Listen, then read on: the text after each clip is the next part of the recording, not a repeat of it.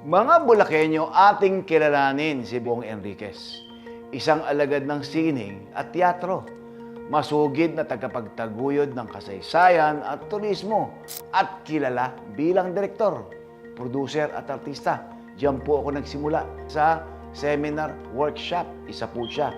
Yan po yan, nung ako po ay member ng Dula ang Kabataang Barangay. Siya rin ang isa sa mga nagmeme-ari po ng Enriquez Ancestral House. Yan po ay matatagpuan doon po ba sa bayan ng Bulacan, Bulacan.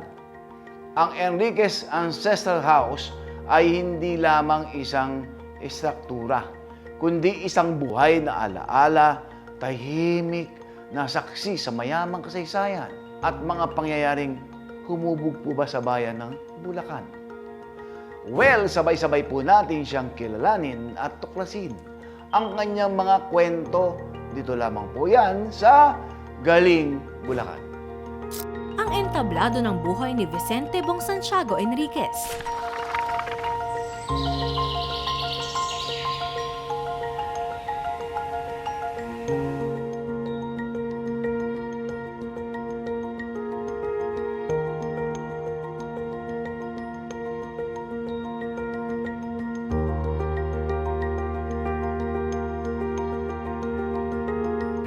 Ako si Vicente Santiago Enriquez, mas kilala bilang Bong Enriquez. Ako ay alagad ng sining, ng kultura at ng kasaysayan.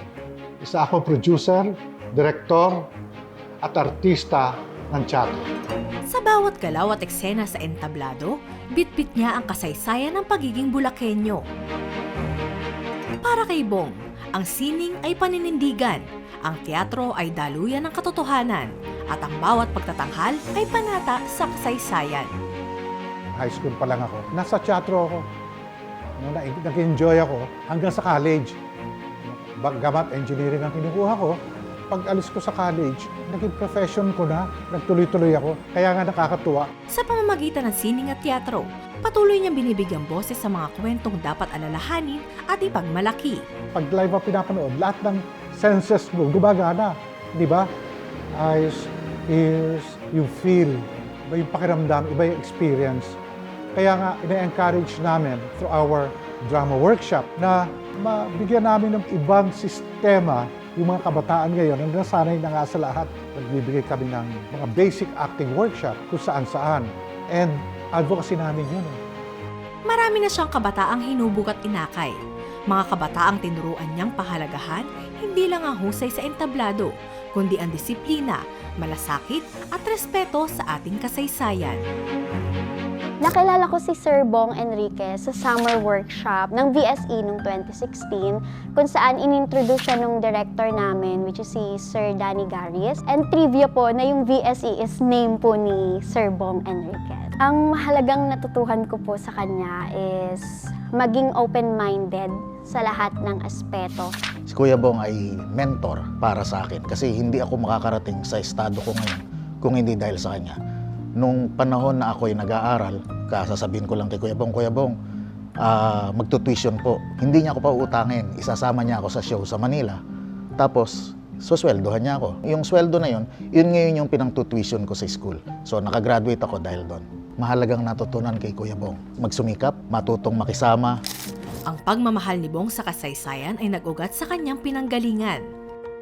Siya ay apo ni Colonel Vicente Enriquez, isa sa mga nakasama ni General Gregorio del Pilar at isa sa mga nakaligtas sa labanan sa Tirad Pass. Isang kabanatang nagsilbing sakripisyo para sa kalayaan ng bayan. Si Vicente Jr. ang tatay ng tatay ko. Si Vicente Jr. ang Colonel Vicente Enriquez na aide-de-camp ni Gregorio del Pilar na survivor of Tirad Pass. Pinangalan kami dyan.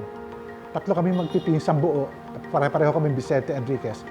Hindi maihihiwalay kay Bong ang Enriquez Ancestral House. Ito ay kanilang naging tahanan, isang tahanang puno ng kasaysayan at alaala. Bilang isa sa mga nagmamay-ari nito, mas pinili niyang gawing bukas ang pinto ng kanilang bahay upang magsilbing daluyan ng kaalaman at turismo. Ito si Don Jacinto Icasiano. Sinasabing siya ang nagpagawa ng bahay na ito. Walang dokumento pero ang sabi, mga 1860s, 1870s, pinagawa yung bahay na ito. Meron siyang dalawang anak, Yung isang anak niya, pinagpagawa niya ng bahay sa gawi roon. At itong bahay na ito ay pinagawa niya para dito sa pangalawang anak niya. Ang pangalawang anak niya ay si Doña Josefa Icasiano.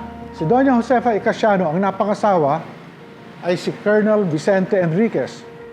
Dito sila sa bahay na ito tumira.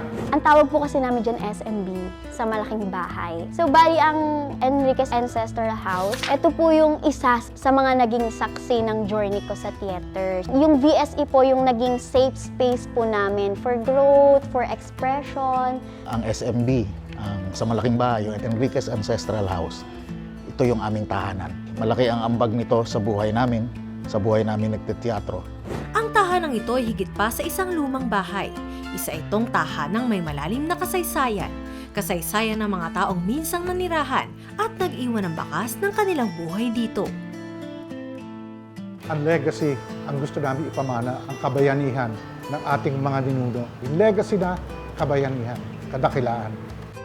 Alam niyo, palagi ko sinasabi, ang bahay maaaring historical because of may mga nangyari dito. May mga events na naganap. Pero alam niyo sa akin, mas importante sa akin Bakit ba naging historical yung bahay? It's because yung mga nakatira dito ang may ambag sa ating kasaysayan. Pag sinabing, wow, doon ba tumira si Colonel Vicente Enriquez? Kasama yan ni Goyo Di ba? So, may kwento yung tumira. Kamukha ng nanay ko, si Mrs. Milagros Enriquez, dito tumira.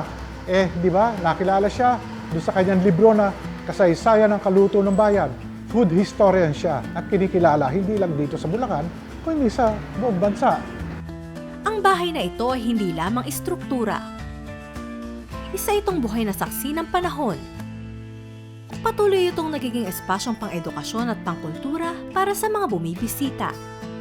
Siya si Vicente Bong Santiago Enriquez, isang haligi na tagapagtaguyod ng sining, kultura at kasaysayan, tunay na maipagmamalaking artistang Bulakenyo.